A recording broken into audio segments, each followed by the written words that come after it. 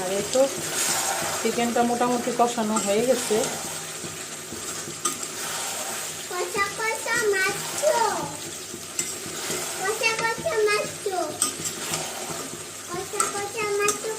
কষা কষা মাংস, কষা কষা মাংস খাবে তুমি?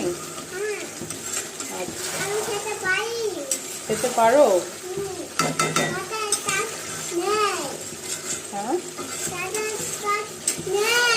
তোমার ঝাল লাগবে না?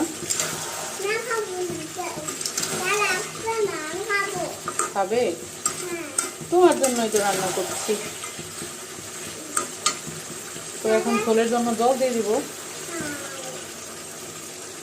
যেহেতু এক তরকারি দিয়ে খাওয়া হবে তাই একটু ঝোলটা বেশি দিব, কারণ আদের বাবা হচ্ছে ঝোলখোর, তার প্রচুর পরিমাণে ঝোল লাগে।